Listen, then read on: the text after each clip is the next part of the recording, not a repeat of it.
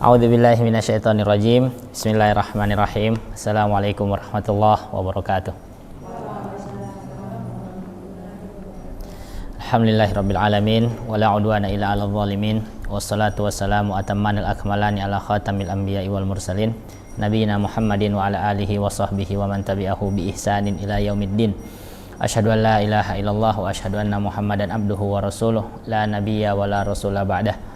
Rabbi shrah li sadri wa yassir li amri wahlul 'uqdatam min lisani yafqahu qawli. Subhanaka la ilma lana illa ma 'allamtana wa 'allimna ma yanfa'una warzuqna uluman tanfa'una fid dini wad dunya wal akhirah. Amma ba'du. Alhamdulillah, bagaimana kabarnya Bapak Ibu? Alhamdulillah, semoga selalu sehat walafiat. Semoga semua urusannya hari ini dilancarkan Allah, dimudahkan Allah, semua niat baik, hajat dan cita-citanya dikabulkan Allah secepatnya. Baik Bapak Ibu yang dimuliakan oleh Allah Subhanahu wa taala. Insyaallah di pertemuan kali ini kita masih membahas hadis Jibril. Hadis yang diriwayatkan oleh Imam Muslim dari sahabat Nabi Umar bin Khattab, dan memang hadis ini terkenal hadis yang agak panjang, yang menjelaskan di dalamnya itu tentang Islam, iman, dan juga ihsan. Kemudian setelah itu juga menjelaskan tentang tanda-tanda kiamat. Apalagi kita saat ini sudah arah-arahnya di akhir zaman, maka tanda-tanda kiamat yang sudah disampaikan oleh Rasulullah SAW perlu kita bedah sedikit demi sedikit, agar kita semakin mantap hati, semakin kuat mental untuk menghadapi akhir zaman tersebut. Dalam sebuah peribahasa bahasa Arab itu dikatakan man arafa bu'das safari ista'adda. Barang siapa yang tahu jauhnya perjalanan, maka dia akan menyiapkan bekal yang baik. Seperti saya mau ke Gorontalo atau mau ke Manado, itu perjalanan yang memakan waktu yang cukup banyak, memakan juga tenaga yang banyak. Maka kalau saya mau pergi ke Manado terus hanya menyiapkan uang 1 juta, terus mobil saya cuma isi bensin setengah, tidak sampai full, kira-kira dengan perjalanan yang 1000 km lebih tersebut sampai enggak saya ke sana? Kalau hanya berdasarkan hitung-hitungan kasar manusia, tidak sampai. Saya tahu perjalanan ini 1000 kilo lebih loh, terus masa cuma siapkan isi bensin setengah, kemudian juga uang di ATM ataupun di dompet itu hanya punya 1 juta, enggak sampai. Untuk isi bensin saja belum tentu bisa pulang, belum lagi makan,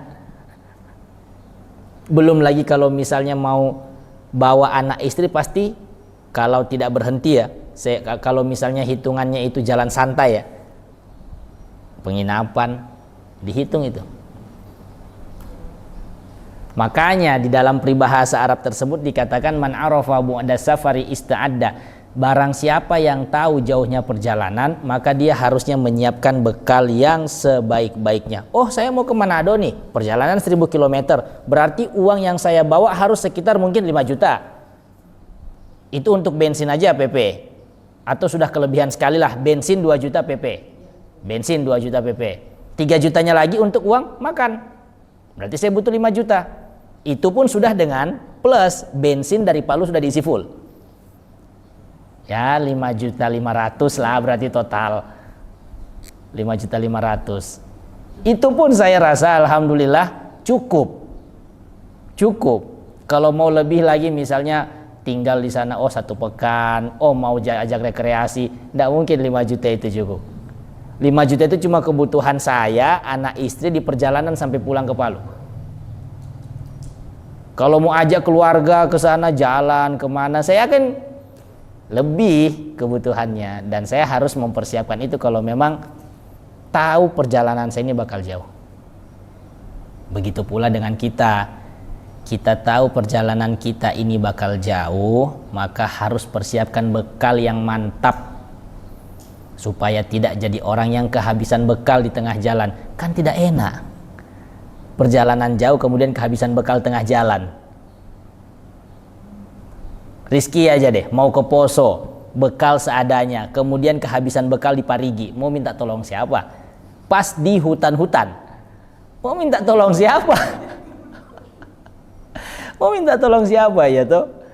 Makanya itulah yang dimaksud bahwa kita sekarang berada di fase akhir zaman dan kita sudah tahu akan mengarah ke situ, di mana akhir zaman ini fitnahnya banyak, fitnahnya besar.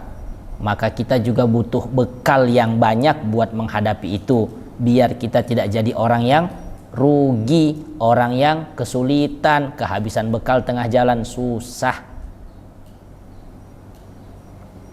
Bapak Ibu yang dimuliakan oleh Allah Subhanahu wa taala, dan juga salah satu isi hadis Jibril ini, jadi dalam sebutan para ulama hadis menyebutkan hadis ini hadis Jibril karena malaikat Jibril langsung yang datang ke Rasulullah menyampaikan isi dari hadis-hadis tersebut dalam rupa beliau sebagai seorang manusia. Ada satu sahabat Nabi yang disebutkan dalam riwayat itu paling mirip dengan bentuknya malaikat Jibril saat beliau berubah jadi manusia. Siapa sahabat Nabi tersebut?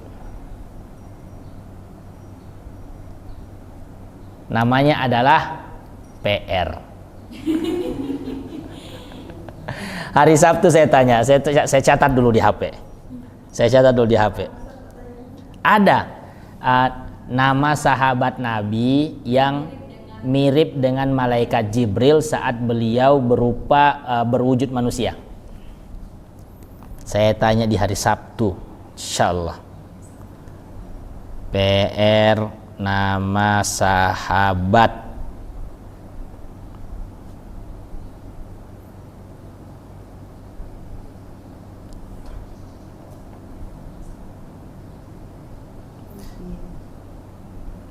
Jangan langsung dicari sekarang, Bu. Kalau cari sekarang selesai apa-apa.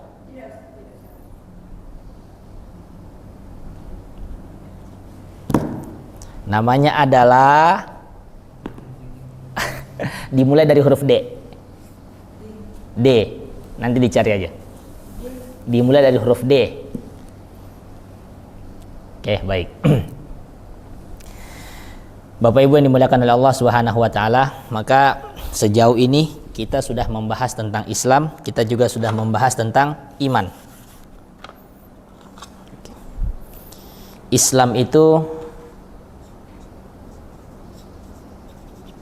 ketika ditanya oleh malaikat Jibril kepada Rasulullah, "Ya Rasulullah, akhbirni anil Islam." Wahai Rasulullah, jelaskan kepadaku apa itu Islam. Maka dia berkata, Al-Islamu antashhada an la ilaha illallah wa anna Muhammadar Rasulullah. Beliau menjelaskan panjang lebar, Islam itu adalah engkau bersyahadat, bersaksi tidak ada Tuhan selain Allah dan Nabi Muhammad adalah utusan Allah, dan juga engkau melaksanakan sholat 5 waktu, kemudian engkau melaksanakan puasa di bulan Ramadan, kemudian juga engkau membayar zakat wajib setahun sekali, kemudian engkau juga melaksanakan ibadah haji kalau sudah mampu. Dari tanda-tanda ini mulai syahadat diucapkan dengan lisan, kemudian sholat dilakukan dengan anggota tubuh, kemudian juga berpuasa dilakukan dengan anggota tubuh, kemudian juga membayar zakat dilakukan dengan tangan, dan kita juga mencari uang itu dilakukan dengan anggota tubuh, kemudian berhaji juga dengan dilakukan oleh anggota tubuh. Yang bisa Bapak Ibu tangkap, Islam itu menjelaskan tentang apa? Makna Islam.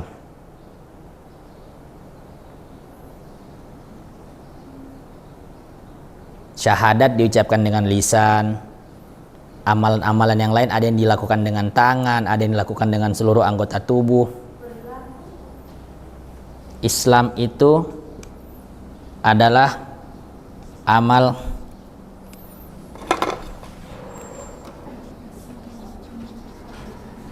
perbuatan. Islam itu adalah amal perbuatan.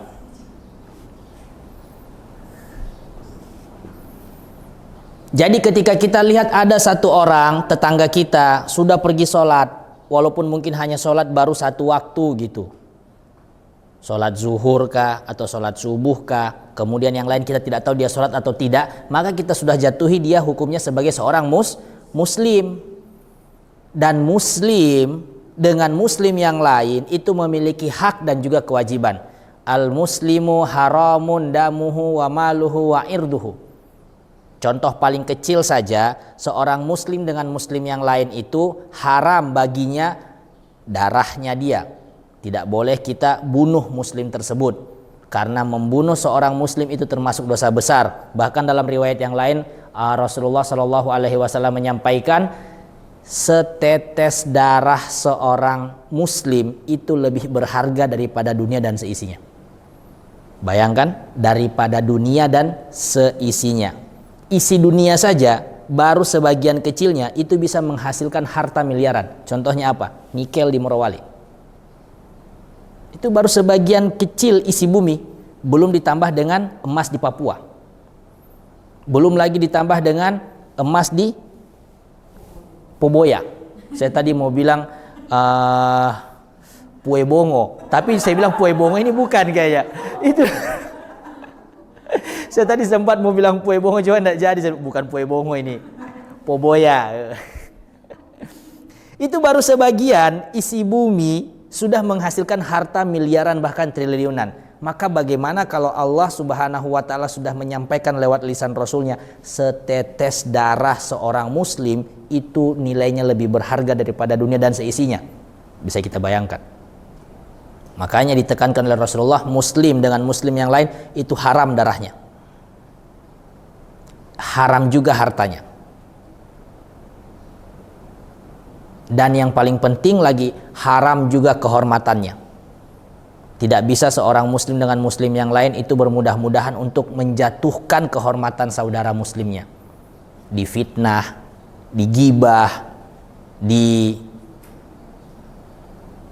hal-hal yang lain sebagainya yang bisa membuat derajat ataupun kehormatan muslim tersebut menjadi tidak ada. Itu haram. Makanya lisan kita ini itu dikatakan oleh Rasulullah Shallallahu Alaihi Wasallam, ada orang yang ditarik, diseret ke neraka cuma karena satu dosa lisan saja. Dia tidak berzina, dia tidak membunuh, dia tidak ambil riba, tapi lisannya dia tidak jaga. Itu bisa membuat dia terseret masuk ke neraka, Bu. Maka sahabat Nabi bertanya, ya Rasulullah, cuma gara-gara lisan? Iya, cuma gara-gara lisan, kata Rasulullah. Ucapan. Karena ucapan tersebut jika tidak dikontrol dengan baik akan membuat orang lain kehormatannya itu hilang.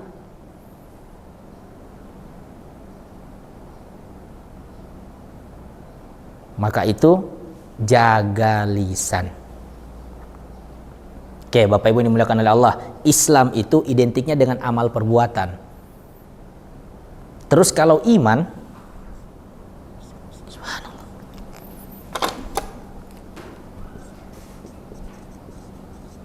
ketika dijelaskan tentang iman, fa akhbirni anil iman, jelaskan kepadaku wahai Rasulullah apa itu iman. Apa kata malaikat Jibril? Antu'mina billahi wa malaikatihi wa kutubihi wa rusulihi wal yaumil akhiri wa tu'mina bil qadari khairihi wa syarrihi.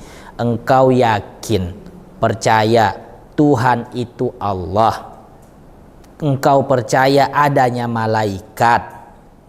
Engkau percaya adanya yang namanya rasul-rasul. Allah menurunkan kitab-kitab. Allah menurunkan yang namanya hari kiamat nanti. Allah menjadikan hari kiamat.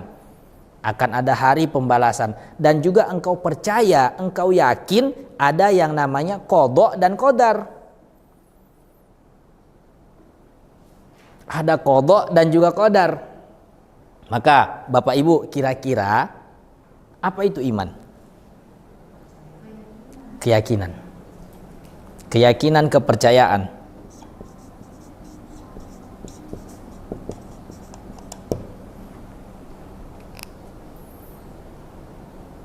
Loh, terus apa bedanya Islam dan iman? Ini pelakunya Bapak Ibu. Kalau dalam bahasa Al-Quran dan juga dalam bahasa syariat, kalau orang yang Islam pelakunya disebut dengan muslim. Kalau iman pelakunya disebut dengan mukmin. Beda.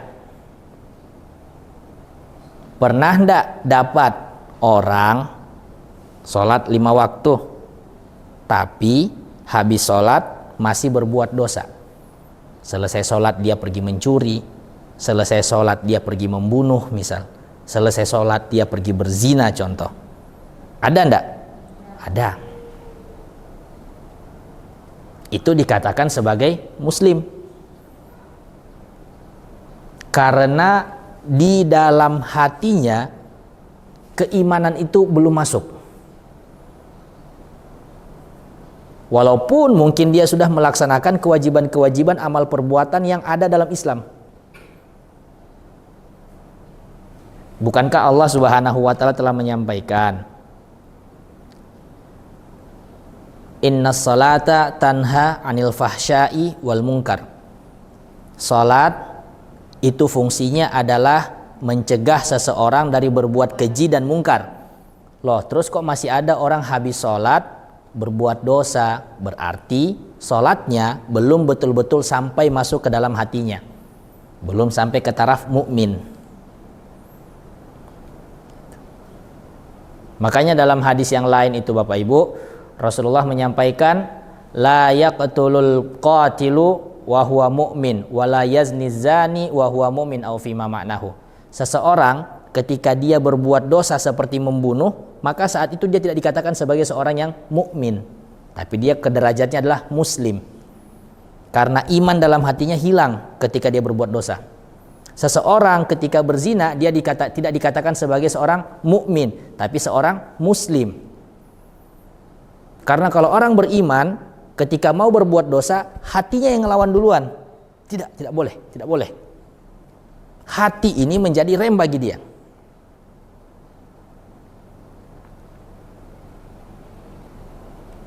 Tuh. Nah, ini Islam itu identiknya dengan amal perbuatan, iman itu dengan keyakinan. Mana yang lebih tinggi derajatnya? Mukmin. Karena orang beriman atau orang mukmin, dia berbuat dan dia meyakini. Sedangkan orang muslim, dia masih berbuat saja, tetapi keyakinannya naik turun. Kadang dia berbuat dengan yakin dan percaya, kadang dia juga berbuat ya sekedar kebiasaan. Atau karena pengaruh lingkungan saja, ikut-ikutan bahasanya.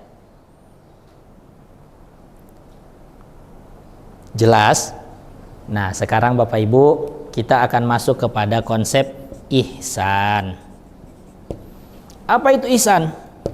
Ini insya Allah kita bahas.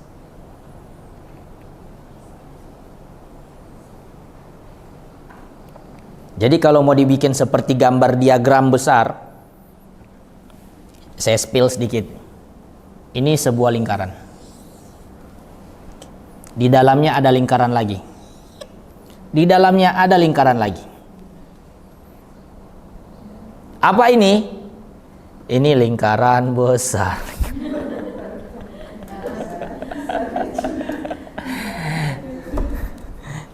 Astagfirullahaladzim. Ini adalah Islam.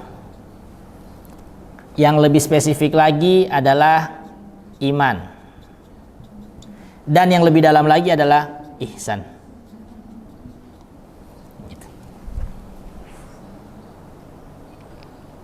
Islam, iman, dan ihsan. Seseorang yang sudah masuk dalam zona iman atau mukmin, maka dia itu sudah pasti seorang muslim. Orang yang sudah masuk ke zona ihsan atau dalam bahasa pelakunya disebut sebagai muhsin, gitu. Maka dia sudah pasti mukmin dan juga muslim. Coba cek Al-Hujurat ayat 14. Quran surah Al-Hujurat ayat 14. Al-Hujurat itu 49. Nomor surat 49 ayat 14. Qalatil a'rabu amanna Qul lam tu'minu walakin qulu aslamna walamma yadkhulil imana fi qulubikum. Dapat? 49 ayat 14. Dapat Rizki? Coba bacakan artinya. Orang-orang Arab Badui berkata, kami telah beriman. Katakanlah kepada mereka, kamu belum beriman. Tetapi katakanlah, kami telah tunduk Islam. Islam tunduk artinya. Islam ini atau disebut tunduk. Oke? Karena orang yang tunduk, patuh, itu dia akan mengerjakan perbuatan, disiplin-disiplin. Ya kan? Saya tunduk, patuh dengan peraturan sekolah. Oh, berarti saya harus datang sebelum jam 7. Oh, saya tidak boleh bolos di tengah sekolah, di tengah pelajaran. Tunduk. Itu Islam. Oke. Katakanlah kamu belum beriman tetapi kamu telah tunduk. Coba baca lagi. Karena iman belum masuk ke dalam hatimu. Karena iman belum masuk ke dalam hatimu. Tambah jelas ya Bapak Ibu ya. Ada derajat Islam, ada derajat iman, ada derajat ihsan. Pertanyaannya, saya nih sudah sampai derajat mana? Dengan keseharian saya, dengan amal perbuatan saya. Baik. Karena tujuan kita belajar tuh apa sih? Tujuan kita belajar tuh apa? Tujuan kita belajar itu untuk menjadi pribadi yang lebih baik. Makanya ada yang namanya ilmu yang bermanfaat, ada ilmu yang tidak bermanfaat. Betul? Sebuah ilmu dikatakan bermanfaat karena dua hal. Diamalkan dan diajarkan. Kalau tidak seperti itu, ilmu yang kita dapat tidak kita amalkan dan juga tidak kita ajarkan, berarti kita nih sedang menuntut ilmu yang sia-sia. Jadi usahakan dalam setiap kesempatan kita belajar bersama seperti ini, kita sedang taklim dengan guru, dengan para ustadz atau para masyayikh atau para habaib, kita langsung konversikan ilmu yang didapat itu ke dalam kehidupan pribadi kita. Saya sudah kerjakan belum ya yang disampaikan ustadz, yang disampaikan guru saya? Jangan-jangan belum lagi. Jadi sebelum memperbaiki orang lain, perbaiki diri sendiri dulu. Itulah tujuan kita belajar, untuk memperbaiki diri.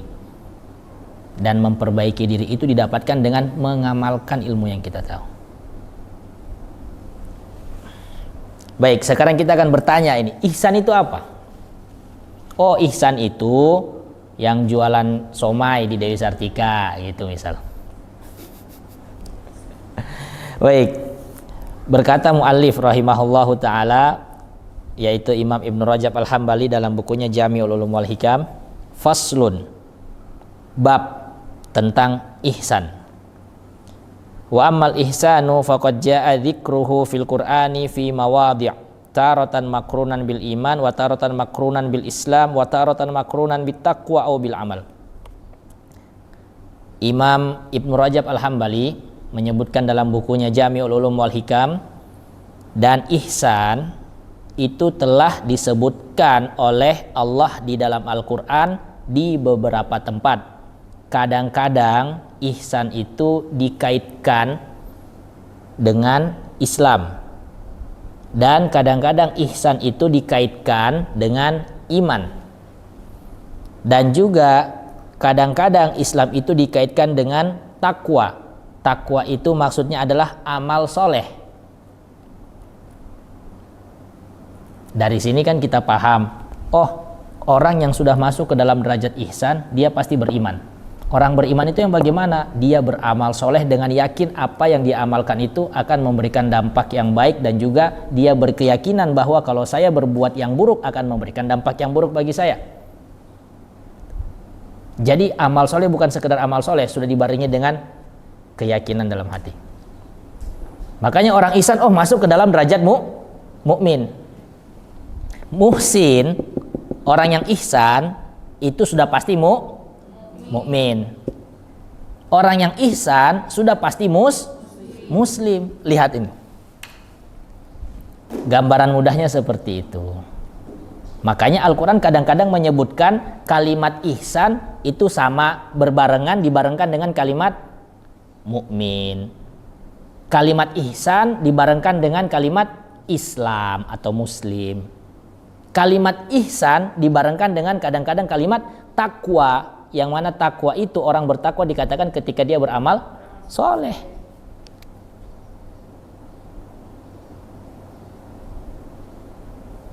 Semoga mudah dipahami. Maka di sini beliau memberikan contoh penyebutan dalam Al-Quran saat kata-kata ihsan itu dibarengkan dengan kata iman, Islam dan juga takwa. Fal makrunu bil iman ka qaulihi ta'ala. Contoh ketika ihsan dibarengkan dengan iman seperti perkataan Allah Subhanahu wa taala, laisa 'alal ladzina amanu wa 'amilus solihati junahun fima ta'imu idza mattaqaw wa amanu wa 'amilus solihati tsumma taqaw wa amanu tsumma taqaw wa ahsanu wallahu yuhibbul muhsinin. Al-Maidah ayat 93. Al-Maidah itu Quran surat nomor 5 ayat 93. Al-Maidah 93.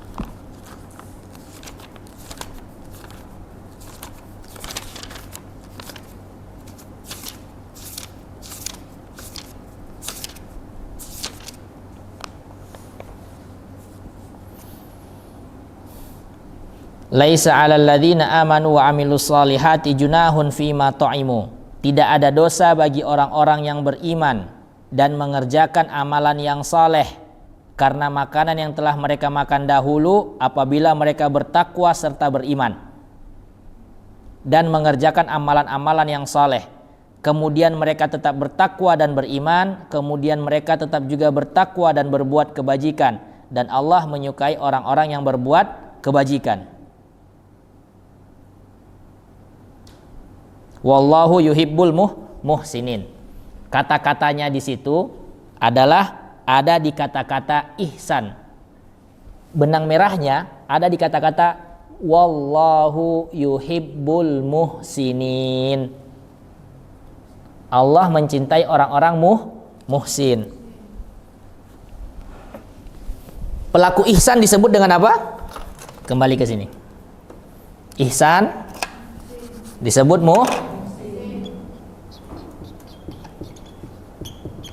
muhsin. Ihsan disebut dengan muhsin. Benang merah ayat ini lihat di kalimat terakhirnya. Allah mencintai orang-orang yang muhsin. Wallahu yuhibbul muhsinin. Apa sih yang menjelaskan ayat ini? Di sini dilihat bahwa tidak ada masalah bagi seseorang ketika dia sebelum berhijrah atau sebelum masuk Islam, dulu dia itu makan makanan haram kah, atau dia itu minum minuman haram kah, selama setelah dia memutuskan untuk hijrah atau untuk masuk ke dalam Islam, dia berbuat kebajikan dan bertakwa. Saya sekarang sudah masuk Islam, maka saya akan meninggalkan semua kebiasaan-kebiasaan saya dulu dari makanan haram ataupun makanan halal. Dari makanan haram ataupun minuman yang haram, saya akan tinggalkan. Selama dia terus berkomitmen untuk melaksanakan amal kebaikan tersebut setelah dia berhijrah atau berislam, maka dosa-dosa dia di masa lalu dihapuskan. Itu maksudnya ayat ini. Tidak ada dosa bagi orang-orang yang beriman dan mengerjakan amal yang soleh karena makanan yang telah mereka makan dahulu apabila mereka bertakwa setelah beriman. Gitu loh. bertaubat, kemudian bertakwa, mereka tidak akan mengulangi lagi perbuatan sebelumnya. Dosa-dosa yang dahulu, makanan, perbuatan, itu sudah diampuni. Yang penting apa? Konsekuen, konsisten.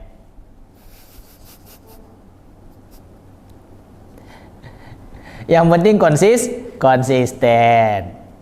Ini kadang-kadang bahasa ini. Astagfirullah. Saya ingat salah satu senior saya di kampus, rahimahullah rahmatan wasi'ah, sudah meninggal, kasihan. Meninggal ya umur 45, 44 begitu, karena sakit kanker payudara. Semoga Allah merahmati beliau dengan rahmat yang luas.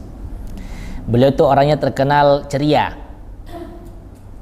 Siapapun pasti dibercandain, mau yang dosen senior atau dosen muda gitu. Mau yang dosen senior atau dosen muda. Dan salah satu teknik beliau kalau bercanda dengan orang itu, suka kayak tadi memutar kata-kata gitu.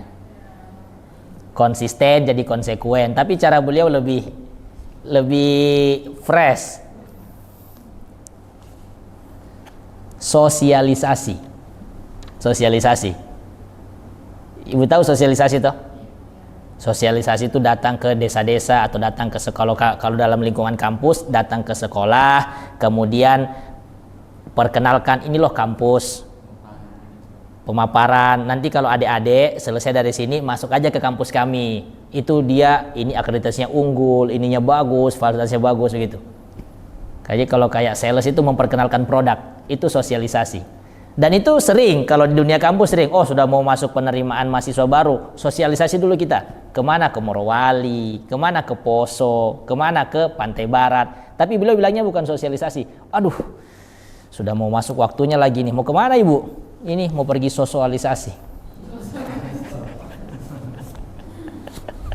Sosialisasi, astagfirullahaladzim. Ya, cara beliau. Dan Masya Allah, ketika beliau meninggal itu, barulah tampak semua amal-amal kebaikannya, kedermawanannya.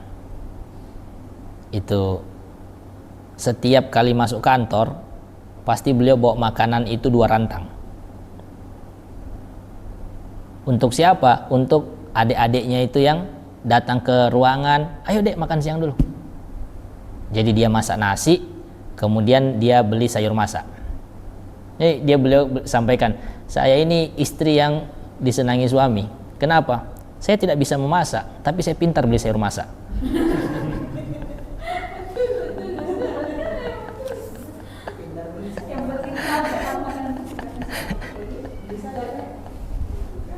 Gitulah beliau, Masya Allah. Ada saja bahasa yang keluar, subhanallah.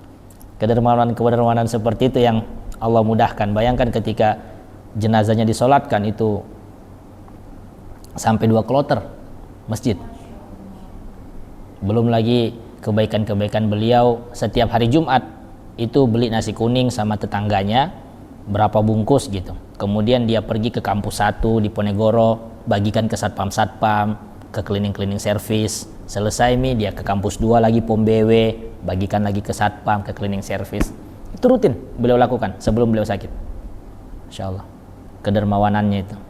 Belum lagi yang tiap hari dia bawa makanan ke ruangannya, ajak orang lain makan. Ya mungkin bisa ambil dapat porsi 4-5 orang bisa diajak makan. Baik sekali beliau, baik sekali, Masya Allah. Dan itu orang-orang yang sudah mendahului dan Allah tampakkan kebaikannya. Kita belum tahu akhir hidup kita seperti apa.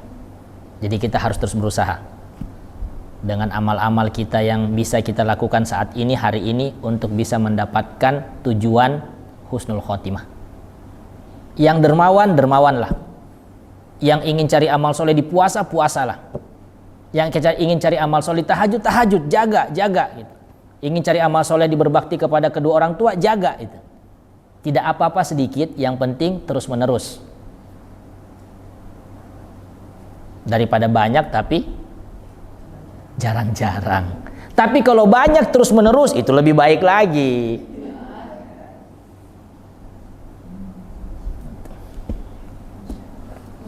Kita ini sedang mencari akhir kehidupan kita seperti apa. Sedang berusaha. Orang-orang seperti beliau itu sudah ditentukan, oh akhirnya ternyata baik. Contohnya saja yang menyolatkan subhanallah sampai 2 kloter di masjid itu. Selesai 1 kloter, datang lagi. Kloter kedua. Kloter pertama saja masjid full. Full masjid. Mulai dari mahasiswanya, mulai dari rekan kerjanya, mulai tetangga-tetangganya. Full masjid. Beliau kalau beli nasi kuning itu beli sama tetangga. Kalau beli sayur masak, beli sama tetangga, daerah Duyu sana. SMA 6. SMA 6 depan situ ada rumah warna pink yang fotokopi, itu rumahnya. Rahimahullah rahmatan wasi'ah. Allah merahmati beliau dengan rahmat yang luas.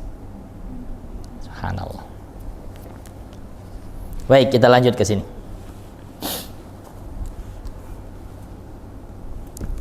Wal makrunu bil Islam, dan kadang-kadang ihsan itu juga dikaitkan dengan kata-kata Islam, seperti perkataan Allah, bala man aslama wajhahu lillahi wa huwa muhsinun falahu ajruhu inda rabbih. Itu ada di Al-Baqarah 112. Al-Baqarah 112.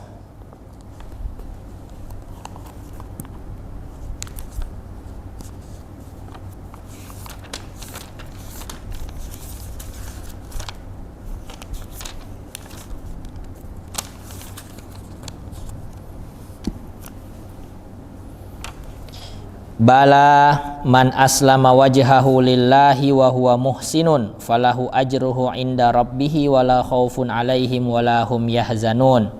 Kata Allah, tidak akan barang siapa yang menyerahkan diri sepenuhnya kepada Allah dan berbuat baik, dia mendapat pahala di sisi Tuhannya dan tidak ada rasa takut pada mereka dan mereka tidak bersedih hati.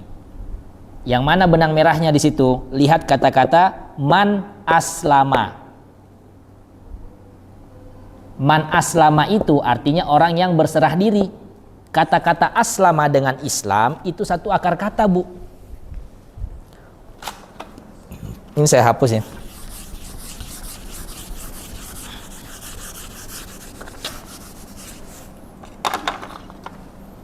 Aslama, man aslama, bala man aslama, orang yang berserah diri. Berserah diri artinya berserah diri apa, Ibu, Bapak? Tunduk, patuh.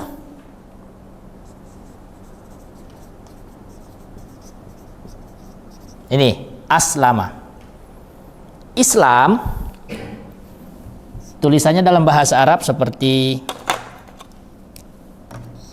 ini. Islamun. Aslama, Islamun. Hamzahnya ada, sinnya ada, lamnya ada, mimnya ada. Cuma di Islam ini ada ketambahan alif satu. Ketambahan alif. Tapi akar katanya sama. Artinya kalau Islam itu tunduk, patuh. Aslama ini menjadi kata kerja. Yang tunduk, yang patuh, yang sedang tunduk, yang sedang patuh. Gitu. Itu yang pertama, benang merahnya. Man aslama, kemudian lanjutannya wahwa muhsinun. Nah, ada lagi kata kedua. Kata muhsin. Muhsinun. Inilah maksud dari penulis, dari Imam Ibnu Rajab Al-Hambali, bahwa kata-kata muhsin atau ihsan itu dikaitkan dengan kata-kata Islam atau aslama di kasus ini.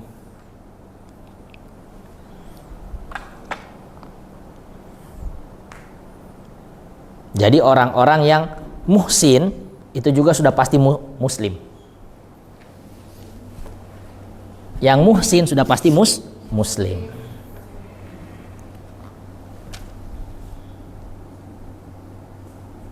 Karena orang yang mengerjakan kebaikan itu pasti dia lakukan karena atas dasar ketaatan, kepatuhan kepada Sang Pencipta. Saya tanya, Ibu Made, kenapa sholat?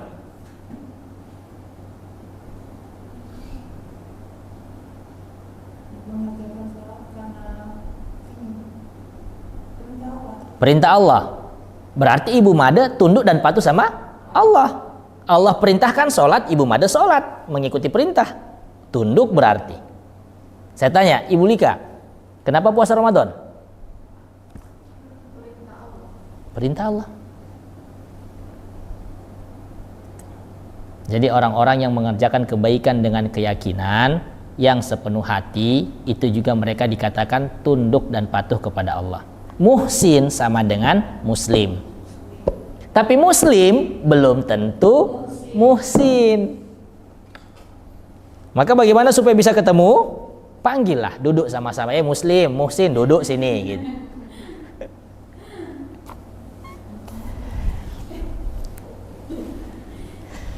Baik. Selanjutnya wal makrun bittaqwa. Dan kadang-kadang kata-kata ihsan itu dikaitkan dengan takwa. Takwa di sini maksudnya amal soleh. Seperti perkataan Allah, innallaha ma'alladzina taqaw walladzina hum muhsinun. Itu ada di An-Nahl 128. An-Nahl 128.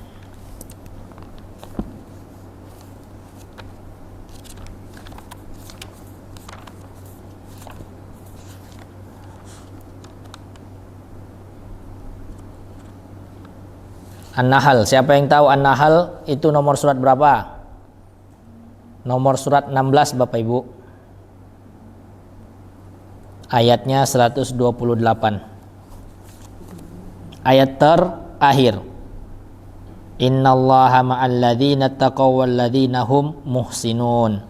Sungguh Allah beserta orang-orang yang bertakwa dan orang-orang yang berbuat kebaikan.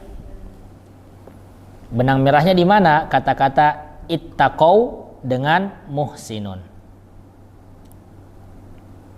Ittaqau innallaha ma'alladzina taqau. Nah, ittaqau dari kata-kata takwa itu. Yang bertakwa disebut ittaqau. Orang-orang yang bertakwa alladzina taqau.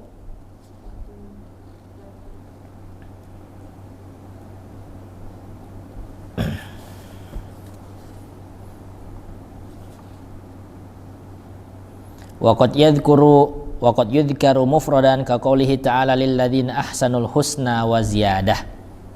Dan kadang-kadang ihsan juga disebutkan sendiri, tidak dikaitkan dengan Islam, iman ataupun takwa, tapi disebutkan berdiri sendiri, wal ladzina ahsanul husna wa ziyadah, seperti yang disebutkan dalam Quran surat Yunus ayat 26. Waqad thabata fi sahih Muslim an Nabi sallallahu alaihi wasallam tafsiruhu ziyadah bin nazari ila wajhillahi azza wa jalla fil jannah. Dan telah jelas disampaikan oleh Rasulullah dalam hadis yang diriwayatkan oleh Imam Muslim bahwa pengertian ayat di Yunus 26 ini adalah bin nazri ila wajhillahi fil jannah. Kata-kata az-ziyadah itu artinya melihat wajah Allah di surga. Lilladzina ahsanul husna wa ziyadah. Yunus 26, Yunus 26.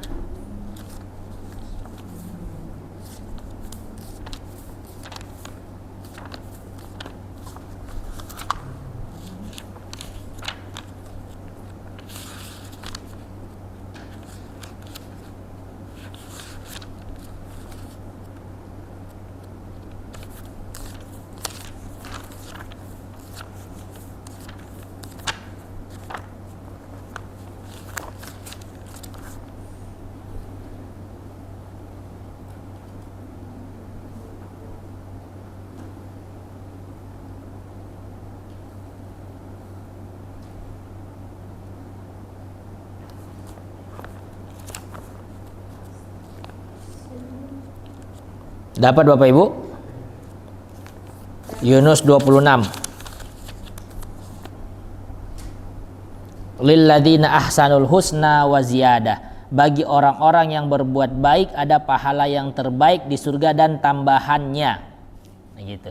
Bagi orang-orang yang berbuat baik akan dapat pahala kebaikan di surga dan tambahannya. Tambahannya yaitu mampu melihat Allah.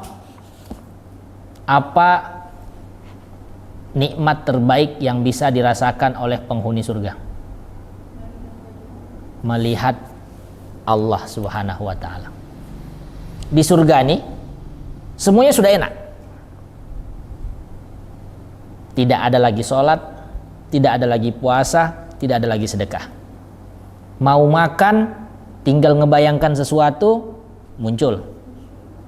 Pengen petik buah apapun yang ibu suka. Ada yang suka apel misalnya, atau ada yang suka lemon misalnya, mau dicampur sama ikan bakar atau apa gitu kan. Atau ada yang suka jeruk, ada yang suka semangka. Itu Allah berikan buah-buahnya itu sangat dekat dan mudah dipetik. Jadi kalau misalnya ada yang suka gersen, tidak perlu lagi cari-cari ponjolo apa buat ambil gersen begitu. Didekatkan oleh Allah, dimudahkan untuk memetik itu.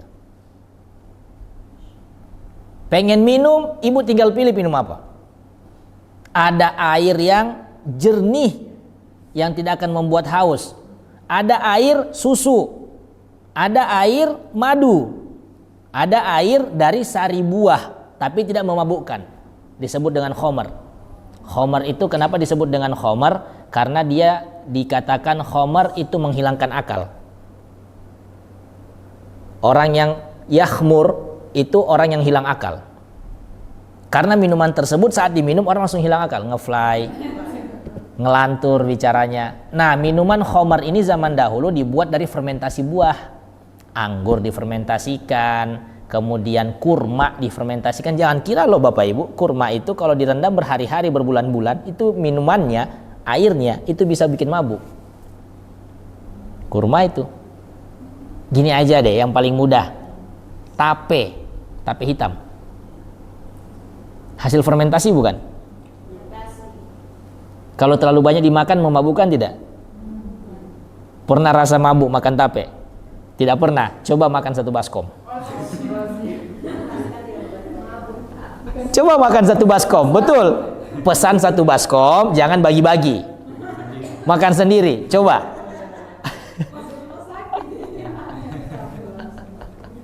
Itu hasil fermentasi apa?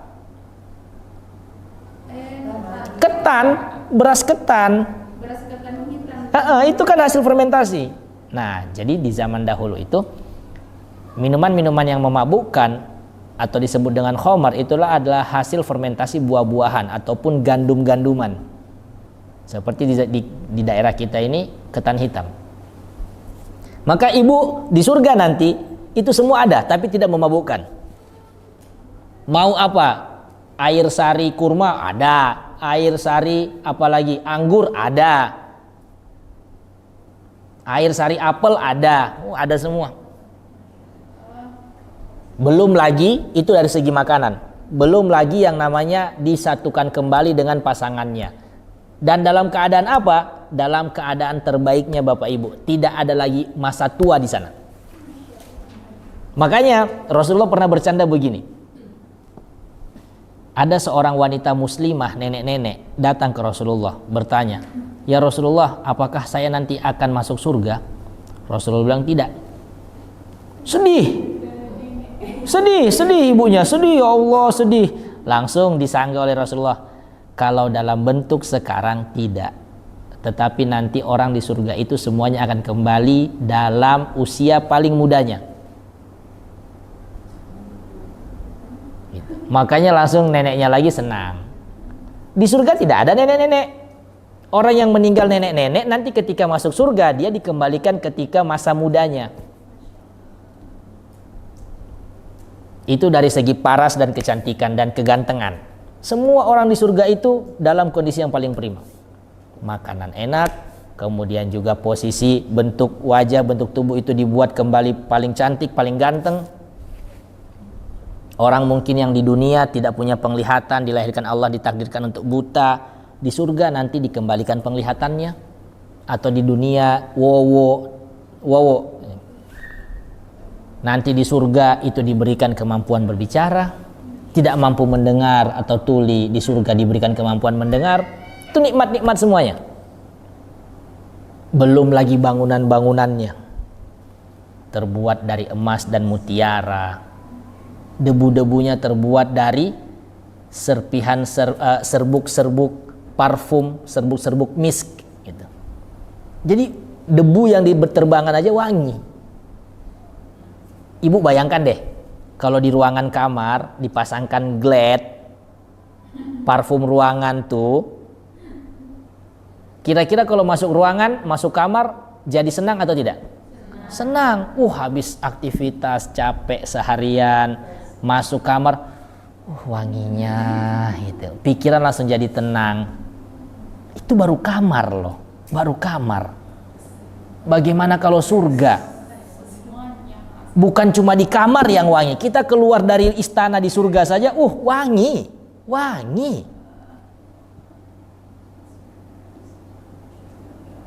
Itu surga.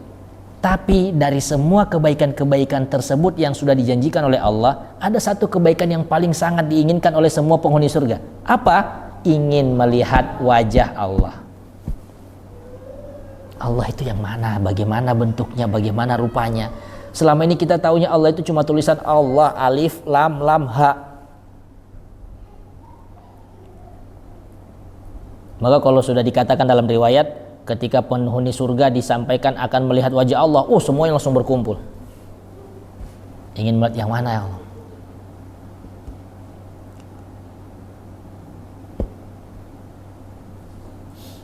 Semoga kita semua dimasukkan Allah ke dalam surganya dan diizinkan untuk melihat wajahnya.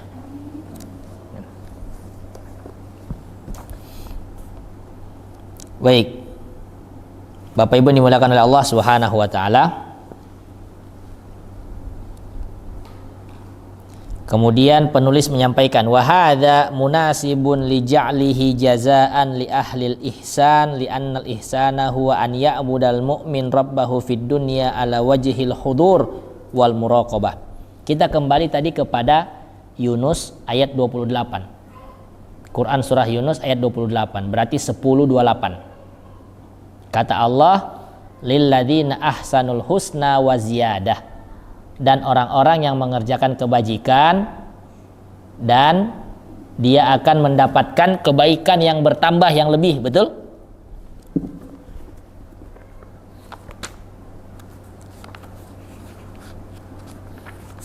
Yunus 28. Bagi orang-orang yang berbuat baik ada pahala yang terbaik yaitu surga dan tambahan kenikmatannya yaitu melihat wajah Allah Subhanahu wa taala. Penulis ingin menyampaikan kepada kita ini sesuai dengan makna ihsan. Ini selaras dengan arti ihsan. Karena apa? Ihsan, ketika malaikat Jibril bertanya kepada Rasulullah, apa itu ihsan? Rasulullah menjawabnya, anta'budallaha ka'annaka tarahu, yaitu engkau beribadah menyembah Allah Subhanahu wa taala, kamu melaksanakan sholat, kamu melaksanakan sedekah, kamu meninggalkan maksiat dalam keadaan sendiri, itu kamu lakukan karena seakan-akan Allah sedang berada di hadapan kamu dan memperhatikan kamu.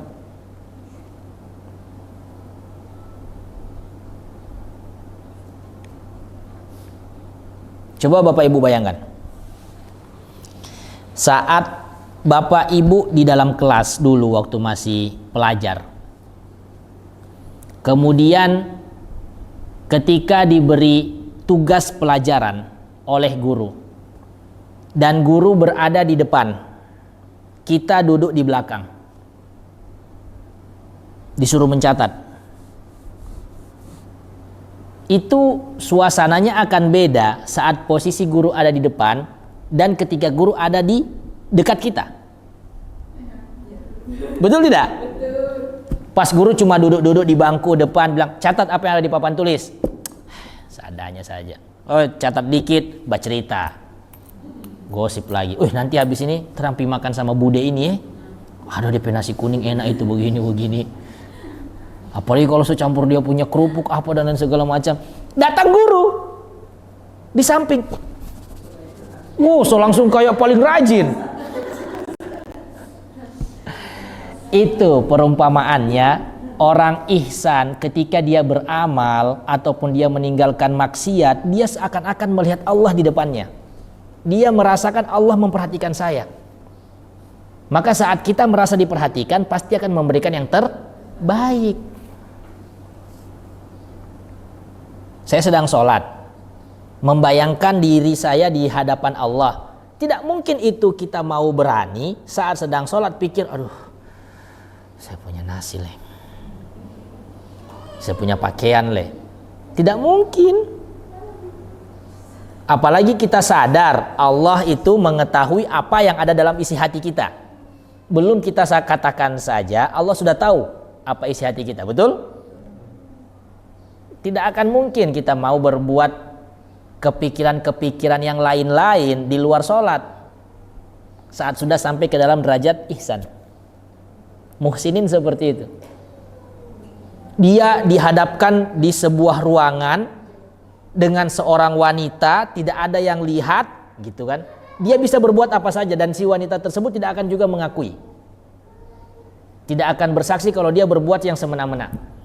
Tapi karena dia, ya Allah, saya ini diperhatikan Allah. Mungkin tidak ada orang yang memperhatikan saya di sini, tapi Allah melihat saya. Dia tinggalkan. Itu muhsin. Atau dalam sebuah ruangan sendiri, hanya dengan HP-nya, kesempatan untuk bermaksiat besar. Video porno, gambar-gambar tidak jelas, atau judi online. Tapi dia, ya Allah, saya diperhatikan, saya dilihat Allah sekarang. Dia tinggalkan. Itu muhsin. Beribadah seakan-akan Allah sedang ada di hadapan dia, melihat dan memperhatikan apa yang dia lakukan. Meninggalkan maksiat seakan-akan Allah ada di depan dia, memperhatikan dan melihat apa yang dia lakukan. Itu yang Rasulullah jelaskan kepada kita tentang apa itu ihsan.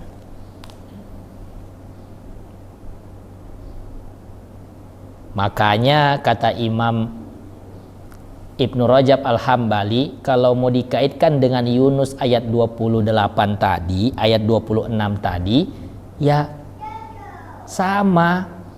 Nikmat yang paling besar itu bisa melihat wajah Allah. Ketika di dunia dia membayangkan Allah ada di hadapannya saat sedang beramal soleh, Allah akan berikan nikmat tersebut ketika dia nanti di surga dengan melihat real, ini loh yang kamu bayangkan selama di dunia dahulu. Ini loh wajah Allah. Inilah zat yang selalu memperhatikan kamu, yang kamu bayangkan dalam hati kamu tanamkan dalam hati kamu, kalau saya berbuat ini akan dilihat Allah. Kalau saya meninggalkan ini, Allah sedang lihat saya. Ini sekarang kamu lihat dengan mata kepala kamu loh. Zat Allah. Begitu. Selaras maknanya.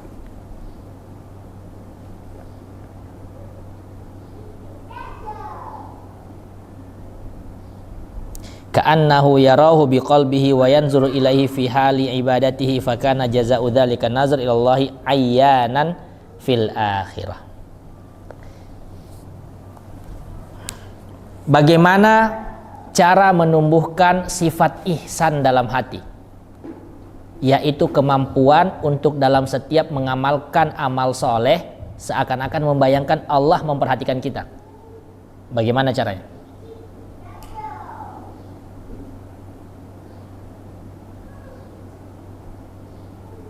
Sering-sering menyampaikan atau berucap dalam lisan ataupun dalam hati, Allahu syahidi, Allahu naziri, Allahu ma'i. Allah sedang memperhatikan saya, Allah sedang mengawasi saya, Allah sedang bersama saya. Itu saja dikata-katakan dalam hati. Mau lagi sedang naik motor, coba ucapkan, Allah sedang mengawasi saya, Allah sedang memperhatikan saya. Atau lagi di dapur, Allah sedang melihat saya, Allah sedang memperhatikan saya. Atau lagi di kamar sendirian, Allah sedang melihat saya, Allah sedang memperhatikan saya. Ucapkan itu terus menerus setiap hari. Sehingga dengan ucapan tersebut akan terbangun alam bawah sadar yang membuat kita itu betul-betul sedang diperhatikan oleh Allah. Lewat ucapan yang diucapkan setiap hari berkali-kali, tersugestilah alam bawah sadar kita.